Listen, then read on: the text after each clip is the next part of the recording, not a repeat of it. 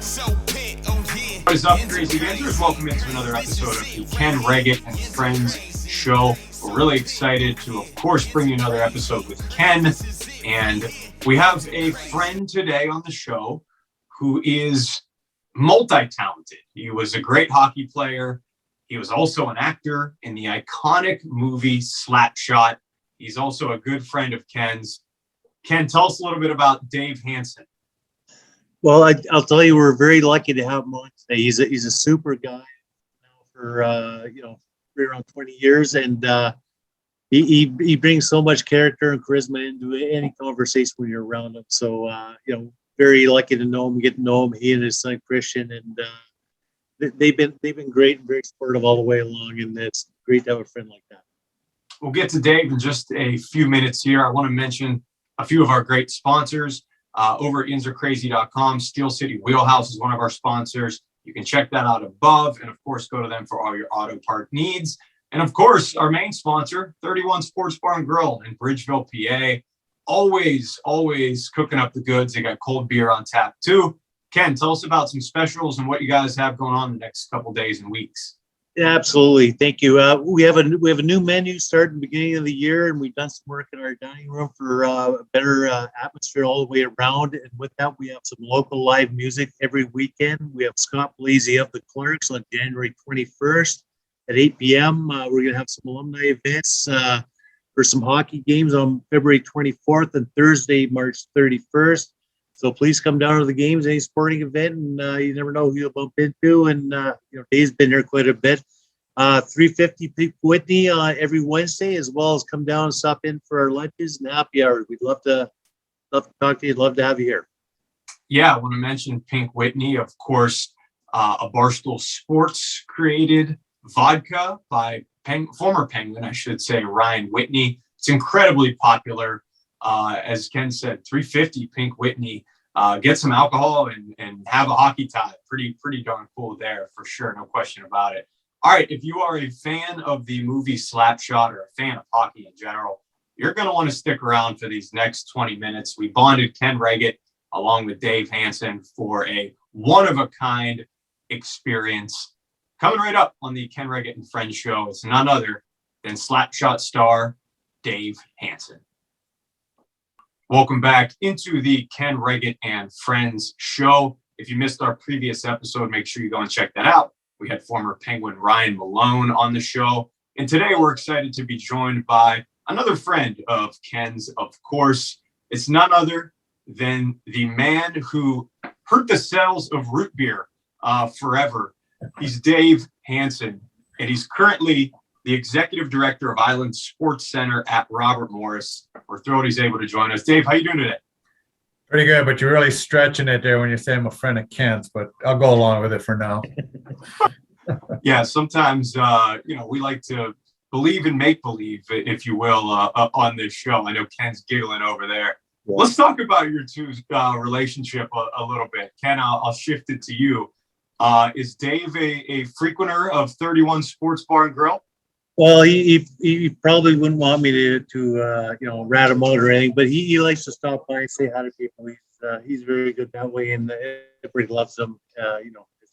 We all know, and we all love him for the last 40-some years with the movie Slapshot, and to meet him and chat with him in person is a special treat for all of us.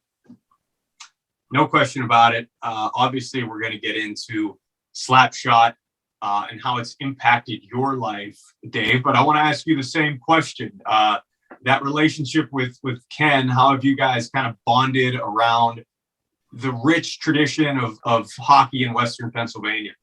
Well, first off, it's been quite a struggle for me because you know how we feel about goalies, especially me. But Ken is really the rare exception, and fortunately for me, we are friends. I've known Ken for probably more years than I can remember. Yeah, 20 now. Has it been 20? Okay, seems like 80. But Kenny's a great guy. I do stop off at his place. I think his food is great, and certainly the company's always warm and welcoming. And The thing I like mostly is that the beer is cold and fresh. So it's a great place to go. I enjoy it. And again, the friendship with Kenny just is icing on the cake. Of course, we want to talk about 31 Sports Bar and Grill over in Bridgeville. Make sure you check it out. If you haven't, you'll probably run into Ken Wregget. Maybe you'll even run into Dave Hanson. I didn't know this would turn into the roast of Ken Wregget, but I really am enjoying it. I'm sure our viewers will as well. Hey, Dave, let's get into Slapshot a little bit. Obviously, this movie turned into a cult classic. You said previously in the world of hockey, there isn't anyone who doesn't know who the Hanson brothers are. Can you just talk about a little bit how this movie changed your life? Well, it's funny. It's funny to me that I, at the time, really didn't know that it was going to have any kind of effect on my life. I mean, when we filmed it, I was 20 years old. I was, I think it was my second year pro, playing in Johnstown, of all places, and we were the farm club of Minnesota Fighting Saints, which was the equivalent to the NHL, playing out of the WHA. And, when we started filming it, it was just kind of, okay, instead of going back home to Minnesota in the summer during the off season to drink beer and play softball and then just get ready for the next training camp, we stuck around there in Johnstown for 3 months and decided to do a movie. But again, it was one of those things where I had no idea, 20 years old, I could eat all the food I wanted. It was free food, go drinking with the buddies and make a movie. And then really, quite frankly, it wasn't until after I retired and it came out on VHS, if your viewers know what VHS is, I'm sure a lot of them do, but maybe many of them don't. Did the movie really explode in popularity? And suddenly there was a call for the Hanson brothers to start making appearances, in a few cities here and there, and then it ended up going all over the United States and then all over Canada, and now, quite frankly, to different parts of the world. We've been to Germany a couple of times, been to Australia. I mean, gosh, I was in Australia doing a hockey tournament for a concussion foundation, and they brought Wayne Gretzky over, and we did a big gig. And quite honestly, to Wayne's embarrassment and even mine, the line for pictures and autographs were longer in my line than they were in Wayne's. So, oh wow! So it's incredible. I hear the term cult classic all the time, but the phenomenal part about it is it's quite frankly worldwide. Amazing. So, in a short version, to answer your question, it's changed my life dramatically that I've been able to travel the world as a Hanson brother and do a variety of fun and charitable things. And one of the most fun parts about it is, quite frankly, is running into and hooking up with either guys I played against in my 10-year career or guys that I played with again that likely our paths wouldn't have crossed otherwise. All tremendous stuff. I encourage anybody that's my age, low 30s or younger, that has not seen the movie Slapshot to check it out. Just make sure you do not have your children in the room during that viewing.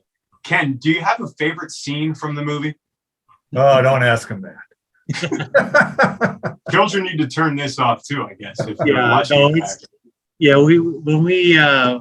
back when I first came to Pittsburgh and we were traveling around on the bus, there's a couple places in the Patrick division that we took the bus to, and Wendell Young, he was the other goalie on the team. He'd always have the entire year. He had the movie Slapshot in his overnight bag, and even when we were going from the airport into the city, he would play it. So, favorite scene, I just got to be the goalie scenes, right? Feeling shame, but there's a lot of that whole thing. As Dave is right, cult following, and it's worldwide renowned from our time where. For me, just getting done junior and stuff and playing in NHL, there's no better hockey movie out there than Slapshot, bar none. So what he's saying, Dave, is he's kind of sick of it at this point? Yeah. I got the long hair for a reason. The Hanson brothers are still in demand.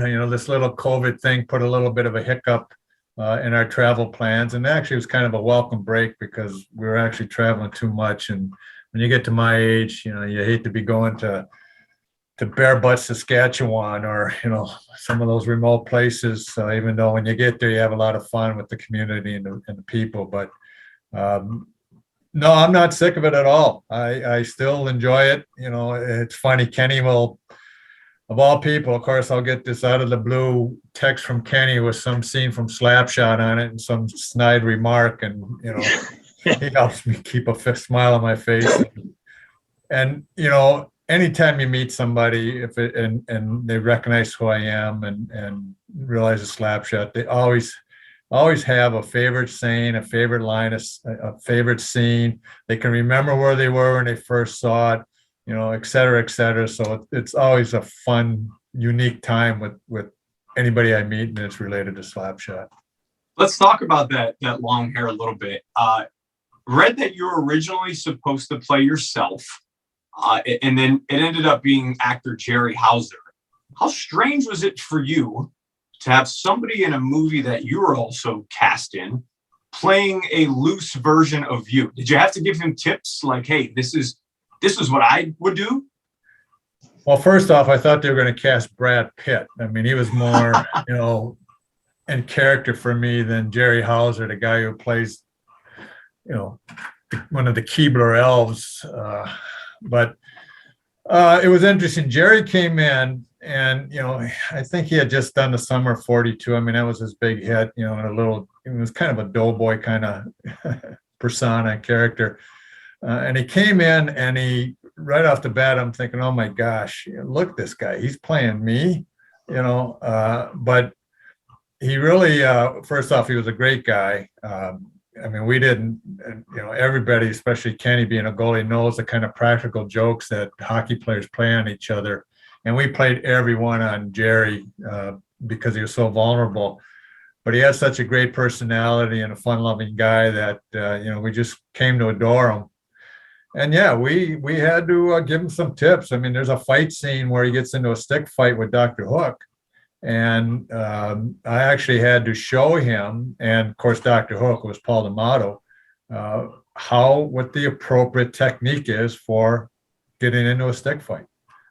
So that, among other little tips that we would throw here and there to the actors, because keep in mind, we were the natural people on set because we were the hockey players being hockey players. These actors were coming in trying to act as hockey players. So there was certainly things in an effort to try to make this as genuine and authentic as possible that we would do with these guys. And then they would go off and work on it and pulled it off tremendously on screen. Yeah, I saw a tremendous quote where you talked about Paul Newman, who, of course, is legendary. And I'm sure the opportunity to work with him for you was an honor. And I'm sure it was vice versa for him as well, Dave. But I want to talk a little bit about the evolution of the game. Obviously, this was a movie that was fictional. You never saw a game that was exclusively fights. Actually, there might have been a couple a few years ago. Ken, you were somebody who obviously was a scrappy goalie in your day as well. Talk to me a little bit about how the game has changed from that perspective. Yeah, the game all around, like with somewhat recently the center ice line getting removed, and that opened the game up more or less. And what you had before that, you had a containment of the game, and that would be in both zones and also in neutral zone, and then with the center ice half. So it was a very tight ice surface in North American hockey as opposed to Olympic hockey.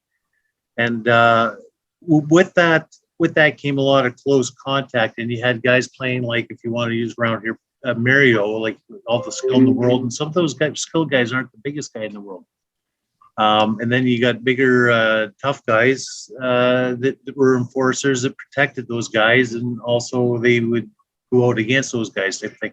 So my first AHL game, I didn't say the whole elite team or game has changed. My first game get called up out of junior in Toronto, Hockey Night in Canada against Detroit Red Wings. Bench clearing brawl, like in the second or third period. And that's the way hockey was back there. Mind you, that was the mid 80s, but that's the way hockey was. It was very much a physical game. And with the expansion of the draft into European cities and fall of communism, to be honest with you. If you go back far enough, you hear some of those stories with guys coming over to play, for Czechoslovakia back then. But the game has changed in immense ways. And if you look at the movie Slapshot with Dave, that is a very accurate depiction of the way hockey was back then. You come around and talk to Dave and I, we'll tell you stories, all kinds of stories that if you did that nowadays, you'd be considered abuse. But that's the way hockey was. And that's, if you look at it, if I can, I have a buddy that I know that his aunt was one of the founding members of the Pittsburgh Hornet fan club, which is the Pittsburgh Penguin fan club. And he has scrapbooks of cartoons. And back when they first came in, I think it was a 48 all autographed book. In the programs, they had cartoons in the papers, cartoons about hockey that was explaining fighting to the fans in Pittsburgh, the American fans. And then that's the way hockey was sold back in those days. And that's a part of the game. Yeah. And certainly, Dave, I don't want to gloss over the fact that you're more than an actor. You also obviously had a really solid hockey career, stints in Minnesota, Detroit. Can you touch on the same question I just asked Ken about the evolution of the game?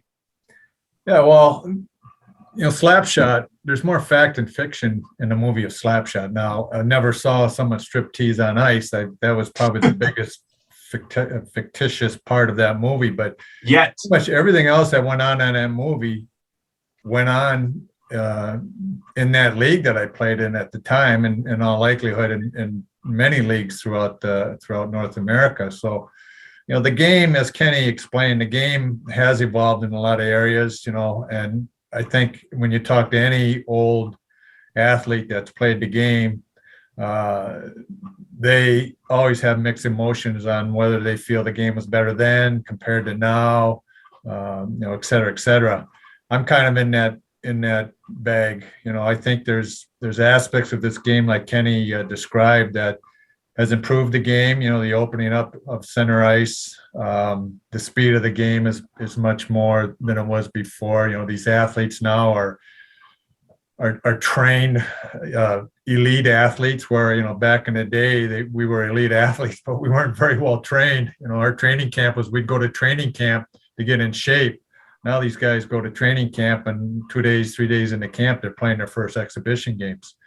But the things that I miss about the game nowadays is, Kenny makes reference to Mario Lemieux. I mean, you got a Sidney Crosby out there, and when you got situations where the game has gotten so fast, with the opening up of center ice and just the overall speed, you lose the aspect of seeing really unless you got an educated eye for the average fan, the real beauty and skill that a Crosby displays out there. And when you saw with Mario, Mario, of course, he was such a dominating figure physically, but just his play, the game was maybe a little bit slower. And when you have, because of the red line and the containment of the zones, it allowed the display of the outstanding skills and abilities that a Mario Lemieux would have, or a Bobby Hull would have, or, Gordie Howe for that matter.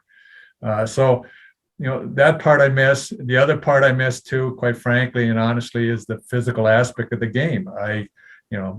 Okay, fighting is not appropriate anymore, although they still have fights. I'm glad they took the Donnybrooks or the bench clearing brawls out of the game. I mean, I think that was a good thing. But, I'm an old school guy where it says there's 2 times that fans stand up and cheer. 1 when they score a goal, and 2 when a fight breaks out, right? Well, that doesn't happen too often anymore. But not only just the fighting, but, the physical finishing off the checks, guys skate across center ice now with their heads down. Didn't happen back when we played. Hey, Kenny, you had a Scott Stevens step up, and you have your head down, bang, you're up into the cheap seats. It doesn't happen.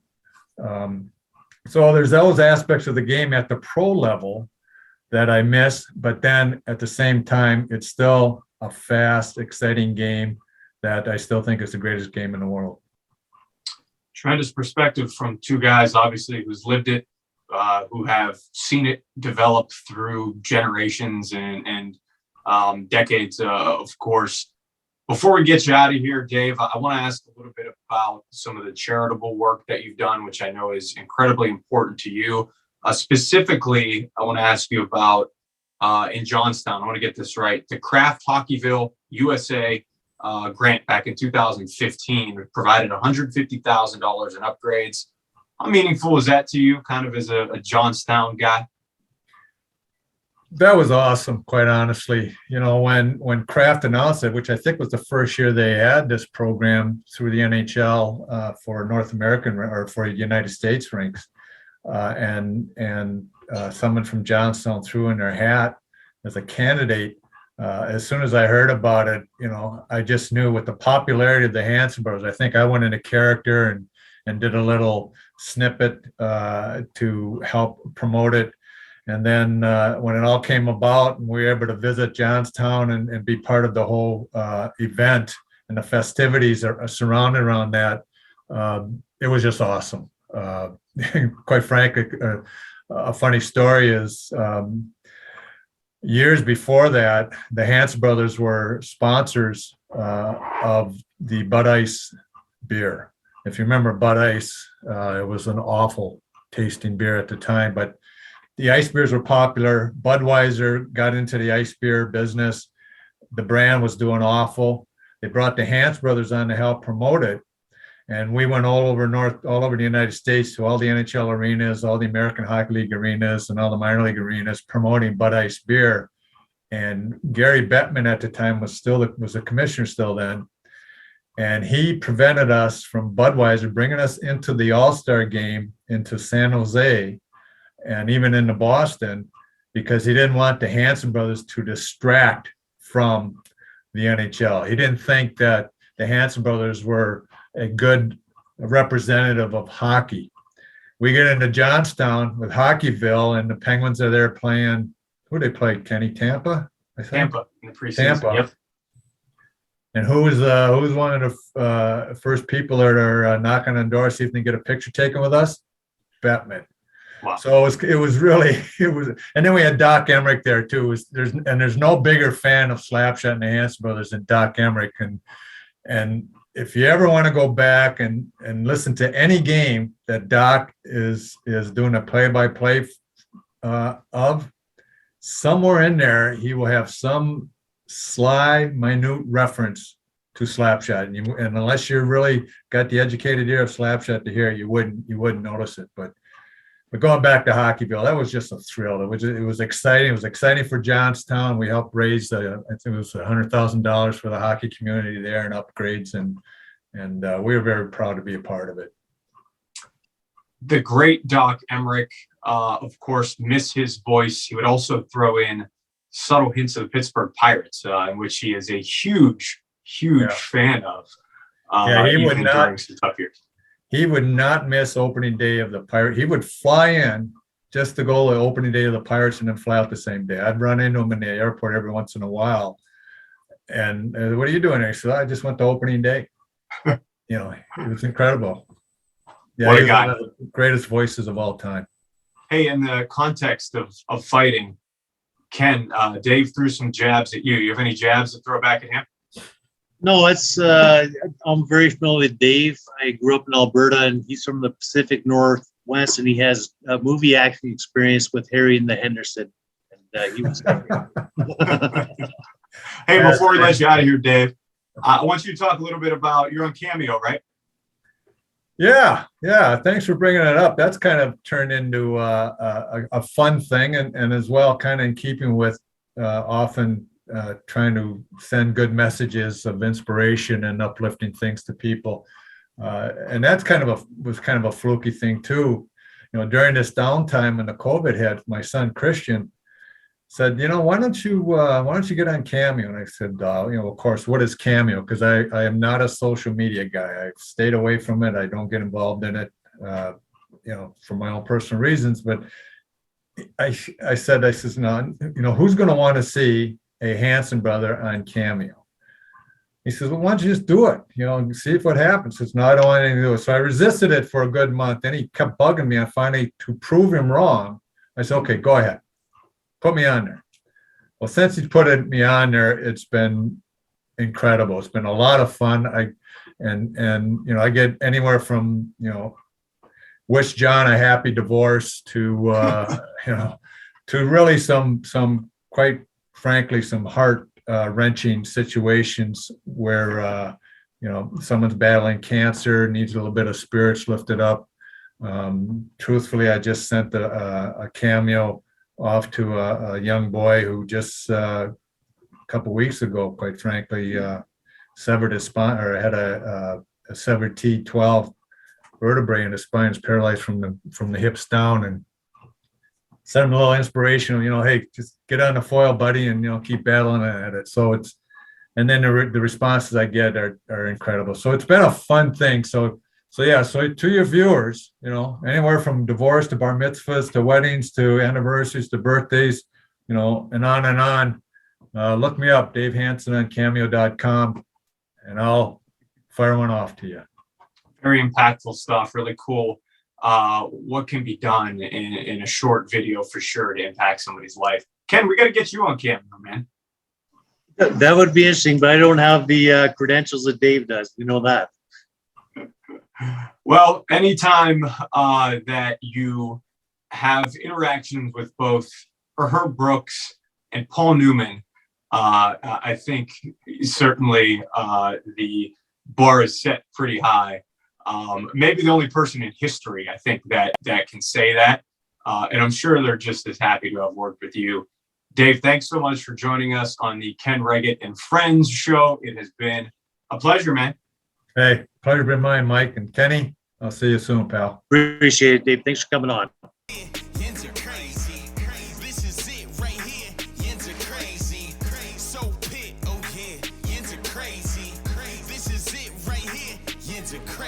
I know yins are crazy, but so am I. Number one sports site in the burg, let me show you why. The latest stories and unbeatable podcasts with your favorite athletes.